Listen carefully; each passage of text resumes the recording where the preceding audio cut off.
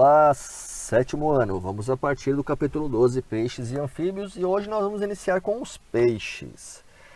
Pessoal, então lembrando como é que é a organização dos peixes aí para vocês, tá? Então os peixes nós temos aqueles que são chamados de peixes sem mandíbula, né? Agnatos. E nós temos os gnatostomados, estão aqui, que são os peixes cartilaginosos e os peixes ósseos, né? Então, na história evolutiva, primeiro os peixes agnatos surgem, depois os peixes cartilaginosos e, por fim, aqui os peixes ósseos, ok? Então, como exemplo de peixe sem mandíbula, nós temos as feiticeiras e lampreias. Exemplo de condrite, nós temos as quimeras, temos as raias e tubarões. Exemplo de peixes ósseos, nós temos os peixes comuns como tilápia e assim por diante. Legal? Tá aí um pouco ainda da história evolutiva dos craniados. Os peixes têm essa estrutura, né, corpórea, olha ali. Tem um cérebro já desenvolvido, mas não tão desenvolvido quanto o nosso. Uma medula espinhal, temos ali um conjunto de vértebras, por isso são vertebrados. Um rim bem grande, um fígado e um coração bem pequenininho, um sistema digestivo, ovários e essa estrutura bem legal aqui, que é chamada de bexiga natatória. O sistema digestório desses animais é constituído de um tubo digestivo que começa pela boca, passa por um pseudoestômago e é dividido em uma porção intestinal até chegar no ânus. Essa região que é responsável então pela digestão dos peixes. Esses animais têm hábitos alimentares bem diversos. Eles podem ser tanto carnívoros, onívoros, herbívoros, frugívoros, insetívoros e piscívoros. Mas nós vamos traduzir cada um deles. Carnívoros é que comem carne, onívoros é que comem de tudo o que está aqui. Herbívoros, aqueles que comem apenas folhas. Frugívoros, apenas frutas. Insetívoros, apenas insetos. E piscívoros, comem outros peixes. Sua respiração é do tipo predominantemente do tipo branquial. Então nós temos as brânquias, né, que ficam ali abaixo do opérculo, no caso dos osteídeos. Estas brânquias, então, elas vão absorver o gás oxigênio e este gás oxigênio, então, vai ser levado para as células. Existem peixes que têm uma estrutura chamada de pulmão, vamos dizer assim, que é o desenvolvimento da bexiga natatória. Então essas bexigas natatórias, elas começam a ser vascularizadas por sangue, né? Então o ar que entra até a bexiga natatória, ele começa a ser utilizado então como fonte de gás oxigênio. Então esses são os peixes como a piramboia que conseguem respirar por pulmões. Aqueles que respiram por brânquias, a água tem entrada na boca e ela passa então na brânquia, onde deixa o oxigênio e pega o CO2 e sai aqui pela abertura do opérculo, logo na frente da nadadeira lateral. Bom, os peixes chamados de agnatos, pessoal, como eu já disse, são as feiticeiras e lampreias. Então são duas linhagens, né? Ambos são longos, eles não têm escamas nenhuma e são basicamente, como nós já vimos nas aulas passadas, comedores de matéria em decomposição. 50 espécies que são de fecundação, são dioicos, né? Fecundação externa, ou seja, eles têm dois sexos separados. Tá aqui a imagem dos bichinhos. Este aqui é detritivo e esse aqui se alimenta de sangue, basicamente, é um ectoparasita. Os peixes chamados de gnatostomados, que têm mandíbula, eles incluem primeiramente os cartilaginosos. Já falei, ó, raia, quimeras e tubarões. Então, são principalmente marinhos. Tem escamas placoides, tem figura bonita no livro de vocês. Boca mais embaixo, né, no ventre.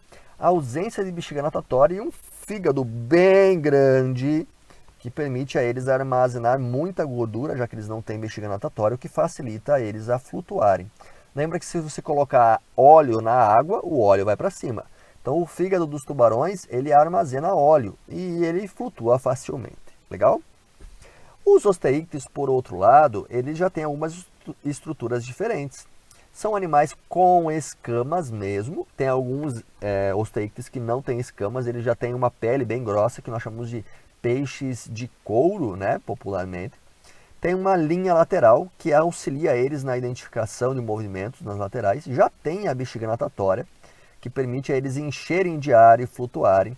E, em alguns casos, são peixes pulmonados. Reprodução, eles são dioicos, têm sexos separados, macho e fêmea. Desenvolvimento indireto, quando surge primeiro um alevino, né, um serzinho diferente do adulto, ou direto, quando já nasce um indivíduo muito parecido com o adulto. Fecundação, maioria dela é externa, existem alguns poucos casos de interno. E nós temos aí o caso dos peixes que são migratórios, que fazem piracema. Então, na época da reprodução, saem lá da foz do rio e nadam até as cabeceiras, onde eles vão deixar seus ovos, né? Por isso nós temos aquela época do defeso, época que os peixes são proibidos de ser pescados, né? Porque eles estão se reproduzindo e o que é muito importante para nós é que eles se mantenham lá nos rios. Olha lá, características da hidrodinâmica. Aqui nós temos então os peixes com escama, que facilita, né, o fluxo de água na natação, e os peixes chamados também de peixes de couro, como por exemplo a pirarara, que não tem escama e tem uma pele super lisa. Grande peixe, bonito, já vi o pessoal pescando. Os condrictes, está aqui ó, a foto que eu falei para vocês das placas, né? Essas placas então estão ao longo de todo o seu corpo, elas protegem e reduzem o atrito com a água também. Notem aqui que eles têm uma característica interessante nos dentes, né? Os dentes, na verdade, são placas que se desenvolveram na borda das bocas. Então, eles têm um conjunto grande de dentes que vão sendo trocados continuamente, já que esses dentes não são como os nossos, eles são apenas modificações da própria pele.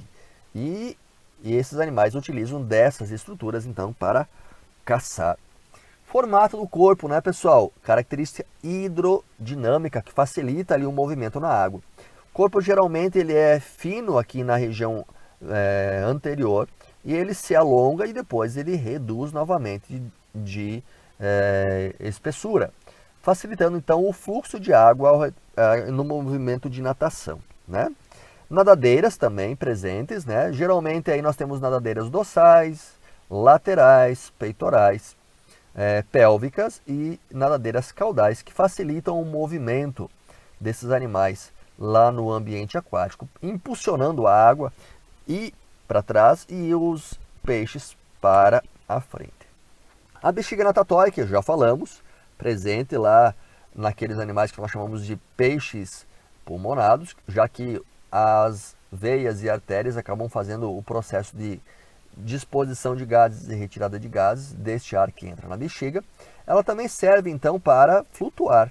Quanto mais ar tem na bexiga natatória, o animal flutua mais. Quanto menos ar tem, mais profundo ele vai, né? Isso não está presente nos condrictes, que são os peixes cartilaginosos, tubarões, raias e quimeras, pois eles têm aquele grande fígado.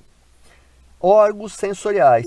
Gente, ampola de Lorenzini dos condrictes, esses pontinhos que vocês estão vendo aqui, ó, eles detectam pequenas variações de carga elétrica. Então, se tiver um animal escondido, fugindo, com o coração acelerado, com medo de um tubarão, mesmo que estiver no escuro, ele vai saber onde está essa presa, porque ele consegue detectar as pequenas descargas elétricas do coração. Então facilita, né, a captura em lugares escuros. A linha lateral, principalmente dos peixes ósseos, os osteíctes, mas também presente nos condrictes, por exemplo, nos tubarões, é uma estrutura que é essa linhazinha que permite a eles sentirem movimentos que estão na lateral do peixe. Então o peixe não consegue ver 360, mas a linha lateral ajuda a detectar movimento. Então aí, dois órgãos sensoriais. E deixo para vocês, meus queridos, a tarefa aí presente na página 28 e 29 para a próxima videoaula. Valeu, grande abraço, professor Alcides, e até lá!